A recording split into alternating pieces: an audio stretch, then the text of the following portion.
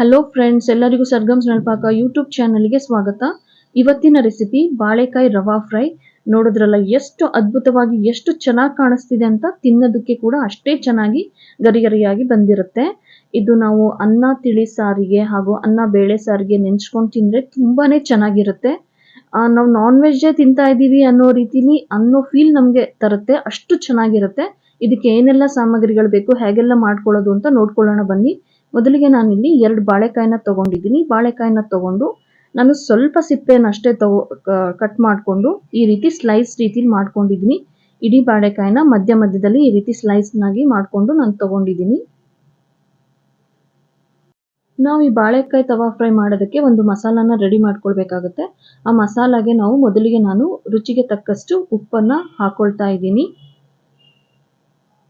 ನೋಡಿ, ನಮ್ಗೆ ಎಷ್ಟು ಬೇಕೋ ಅಷ್ಟು ಉಪ್ಪನ್ನು ಹಾಕೊಳ್ತಾ ಇದ್ದೀನಿ. ತುಂಬಾನೇ ಸಿಂಪಲ್ ಆಗಿರುವಂಥ ಮಸಾಲೆ, ಜಾಸ್ತಿ ಮಸಾಲೆ ಪದಾರ್ಥಗಳನ್ನು ಹಾಕೊಳ್ಳಲ್ಲ ನಾನಿಲ್ಲಿ.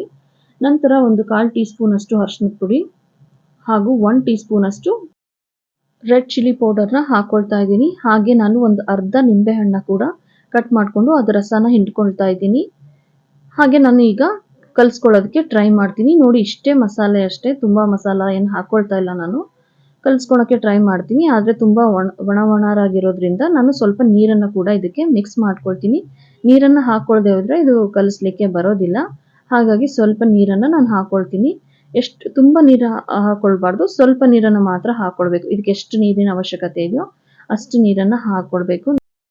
ಅಷ್ಟು ನೀರನ್ನು ಹಾಕೊಂಡು ಚೆನ್ನಾಗಿ ಈಗ ನಾನು ಮಿಕ್ಸ್ ಮಾಡ್ಕೊಳ್ತೀನಿ. ನೋಡಿ, ಮಿಕ್ಸ್ ಮಾಡಿದ ನಂತರ ಯಾವ ರೀತಿ ಕಾಣಿಸುತ್ತೆ ಅಂತ. ನೋಡಿ, ಈಗ ಪೂರ್ತಿಯಾಗಿ ಮಿಕ್ಸ್ ಆಗಿದೆ. ಮಿಕ್ಸ್ ಆದ ನಂತರ ಈ ರೀತಿ ಕಾಣಿಸುತ್ತೆ. ನಾವು ಈಗ 1 ಟೀ ಸ್ಪೂನ್ ಅಷ್ಟು ಅಕ್ಕಿ ಹಿಟ್ಟನ್ನ ಹಾಕೊಳ್ಳೋಣ. ಹಾಕೋದ್ರಿಂದ ಗರಿಗರಿಯಾಗಿ ಬರುತ್ತೆ ಅನ್ನೋ ಕಾರಣಕ್ಕೆ 1 ಟೀ ಸ್ಪೂನ್ ಅಷ್ಟು ಅಕ್ಕಿ ಹಿಟ್ಟನ್ನ ಹಾಕೊಂಡು ಸ್ವಲ್ಪ ನೀರನ್ನು ಹಾಕೊಂಡು ಅದನ್ನು ಕೂಡ ಈಗ ಮಿಕ್ಸ್ ಮಾಡ್ಕೊಳ್ಳೋಣ. ಮಿಕ್ಸ್ ಮಾಡಿ ಒಂದು ಅರ್ಧ ಗಂಟೆ ಕಾಲ ನಾವು ಇದನ್ನ ಮ್ಯಾರಿನೇಟ್ ಆಗೋಕ್ಕೆ ಬಿಡೋಣ. ನೋಡಿ, ಈ ರೀತಿ ಚೆನ್ನಾಗಿ ಎಲ್ಲ ಕಡೆ ಕೋಟ್ ಮಾಡ್ಕೊಳ್ಳೋಣ. ನೋಡಿದ್ರಲ್ಲ, ನಾವು ತುಂಬಾನೇ ಕಡಿಮೆ ಪದಾರ್ಥನ ಉಪಯೋಗಿಸಿ ಬಾಳೆಕಾಯಿ ಫ್ರೈಯನ್ನು ಮಾಡ್ಕೊಳ್ತಾ ಇದ್ದೀನಿ. ಅದರಲ್ಲೂ ರವಾ ಫ್ರೈನ ಮಾಡ್ಕೊಳ್ತಾ ಇದ್ದೀನಿ. ನೋಡಿ, ಈ ರೀತಿ ಚೆನ್ನಾಗಿ ಮಿಕ್ಸ್ ಮಾಡಿ ಮ್ಯಾರಿನೇಟ್ ಮಾಡೋಕ್ಕೆ ಬಿಡೋಣ. ನಂತರ ನಾನು ಒಂದು ಪ್ಲೇಟ್ಗೆ ಈ ಎಲ್ಲ ಮ್ಯಾರಿನೇಟ್ ಆಗಿರುವಂಥ ಬಾಳೆಕಾಯಿನ ತೊಗೊಂಡಿದ್ದೀನಿ. ಹಾಗೆ 4 ಟೀ ಸ್ಪೂನ್ ಅಷ್ಟು ರವೆ ಕೂಡ ತೊಗೊಂಡಿದ್ದೀನಿ. ಈ ರವೆಗೆ ನಾನು ಒಂದು ಅರ್ಧ ಟೀ ಸ್ಪೂನ್ ಅಷ್ಟು ಉಪ್ಪು ಹಾಗೆ ಒಂದು ಅರ್ಧ ಟೀ ಸ್ಪೂನ್ ಅಷ್ಟು ಖಾರದ ಪುಡಿನ ಹಾಕಿ ಚೆನ್ನಾಗಿ ಮಿಕ್ಸ್ ಮಾಡ್ಕೊಳ್ತೀನಿ. ಯಾಕಂದರೆ ಇದು ಕೋಟ್ ಮಾಡಬೇಕಾದ್ರೆ ಸಪ್ಪೆ ಆಗಬಾರ್ದು ಅನ್ನೋ ಕಾರಣಕ್ಕೋಸ್ಕರ ನಾನು ಇಲ್ಲಿ ಸ್ವಲ್ಪ ಉಪ್ಪು ಹಾಗೂ ಖಾರನ ಹಾಕೊಳ್ತಾ ಇದ್ದೀನಿ. ನೀವು ಬೇಕಿದ್ರೆ ಇನ್ನೊಂದು ಸ್ವಲ್ಪ ಖಾರ ಬೇಕಂದರೆ ಹಾಕ್ಕೊಳ್ಬೋದು, ಏನು ಅಡ್ಡಿ ಇಲ್ಲ. ನಂತರ ಒಂದೊಂದೇ ಬಾಳೆಕಾಯಿ ಪೀಸಸ್ಗಳನ್ನು ತಗೊಂಡು ಈ ರೀತಿ ಡಿಪ್ ಮಾಡ್ಕೊಳ್ತೀನಿ. ನಾನು ತುಂಬ ಒತ್ತಿ ಏನು ಮಾಡ್ಕೊಳ್ತಾ ಇಲ್ಲ, ಲೈಟಾಗಿ ನಾನು ಕೋಟ್ ಮಾಡ್ಕೊತಾ ಇದ್ದೀನಿ ಅಷ್ಟೇ. ಈ ರೀತಿ ಒಂದೊಂದಾಗಿ ಎಲ್ಲದನ್ನು ಲೈಟಾಗಿ ಕೋಟ್ ಮಾಡ್ಕೊಂಡು ಎಲ್ಲ ಕಡೆನೂ ರವಾ ಕೋಟ್ ಆಗೋ ಥರ ನಾನು ಮಾಡ್ಕೊಳ್ತಾ ಇದ್ದೀನಿ. ಆದರೆ ತುಂಬ ಒತ್ತಿ ಏನು ಮಾಡ್ಕೊತಾ ಇಲ್ಲ. ಈ ರೀತಿ ಹಗುರವಾಗಿ ಕೋಟ್ ಮಾಡ್ಕೊತಾ ಇದ್ದೀನಿ. ಆದರೆ ಎಲ್ಲ ಕಡೆನೂ ರವಾ ಕರೆಕ್ಟಾಗಿ ಸ್ಪ್ರೆಡ್ ಆಗಿದೆ. ಈ ರೀತಿ ಎಲ್ಲದನ್ನು ನಾನು ಕೋಟ್ ಮಾಡಿಕೊಂಡು ಫ್ರೈ ಮಾಡ್ಕೊಳ್ಳೋಕ್ಕೆ ರೆಡಿ ಮಾಡ್ಕೊಳ್ತಾ ಇದ್ದೀನಿ.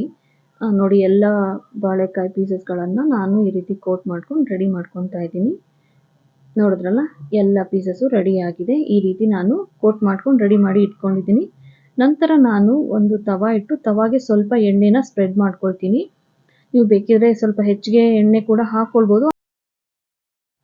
ತವಾ ಕಾದ ನಂತರ ನಾನು ಒಂದೊಂದಾಗಿ ಬಾಳೆಕಾಯಿ ಪೀಸಸ್ನ ಜೋಡಿಸ್ಕೊಳ್ತಾ ಹೋಗ್ತೀನಿ. ನೋಡಿ, ಈ ರೀತಿ ಗ್ಯಾಸನ್ನು ಮೀಡಿಯಂ ಫ್ಲೇಮಲ್ಲಿ ಇಟ್ಟು ಒಂದೊಂದಾಗಿ ಎಲ್ಲದನ್ನು ಜೋಡಿಸ್ಕೊಳ್ಳೋಣ.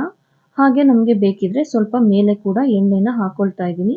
ಯಾಕಂದರೆ ಎರಡು ಕಡೆ ಕೂಡ ಚೆನ್ನಾಗಿ ಫ್ರೈ ಆಗಬೇಕು ಅನ್ನೋ ಕಾರಣಕ್ಕೆ ನಾನು ಎಣ್ಣೆನ ಸ್ವಲ್ಪ ಹಾಕ್ಕೊಳ್ತಿದ್ದೀನಿ ಅಷ್ಟೇ. ಭಾಳಷ್ಟೇನು ಹಾಕ್ಕೊಳ್ತಿಲ್ಲ. ನಿಮಗೆ ಬೇಕಾದರೆ ನೀವು ಇನ್ನೊಂದು ಸ್ವಲ್ಪ ಜಾಸ್ತಿ ಹಾಕ್ಕೊಳ್ಳಿ. ನೋಡಿ, ಈಗ ನಾನು ಮತ್ತೊಂದು ಸೈಡು ತಿರುಗಿಸ್ತಾ ಇದ್ದೀನಿ. ಎಲ್ಲ ಬಾಳೆಕಾಯಿನೂ ನಾನು ಇನ್ನೊಂದು ಕಡೆ ತಿರುಗಿಸಿ ಬೇಯಿಸ್ಕೊಳ್ತೀನಿ. ಒಂದು 10 ನಿಮಿಷದಲ್ಲೇ ಇದು ಆಗಿ ರೆಡಿ ಆಗಿಬಿಡುತ್ತೆ. ತುಂಬ ಗರಿಗರಿಯಾಗಿ ಚೆನ್ನಾಗಿರುತ್ತೆ. ನೋಡಿದ್ರಲ್ಲ, ಮತ್ತೊಮ್ಮೆ ಬೇಕಿದ್ರೆ ಇನ್ನೊಂದು ಸ್ಪೂನ್ ಎಣ್ಣೆನ ಕೂಡ ಹಾಕ್ಕೊಳ್ಬೋದು. ನೋಡಿ, ಈ ರೀತಿ ನಾನು ಬ್ರಷ್ ಸಹಾಯದಿಂದ ಎಣ್ಣೆನ ಸ್ಪ್ರೆಡ್ ಮಾಡ್ಕೊತಿದ್ದೀನಿ ಅಷ್ಟೇ. ನಂತರ ಒಂದು 2 ನಿಮಿಷ ಇದನ್ನು ಫ್ರೈ ಮಾಡ್ಕೊಂಡಿದ್ದ ನಂತರ ಇದು ರೆಡಿಯಾಗಿರುತ್ತೆ. ರವಾ ಫ್ರೈ ಆಗಿರೋದ್ರಿಂದ ತುಂಬಾ ಗರಿಗರಿಯಾಗಿ ಚೆನ್ನಾಗಿ ಬಂದಿರುತ್ತೆ. ನೋಡಿ ಯಾವ ರೀತಿ ಬಂದಿದೆ ಅಂತ ನಾನು ಮತ್ತೊಮ್ಮೆ ನಿಮಗೆ ತೋರಿಸ್ತಾ ಇದ್ದೀನಿ. ಈಗ ಇದು ಬೆಂದು ರೆಡಿಯಾಗಿದೆ.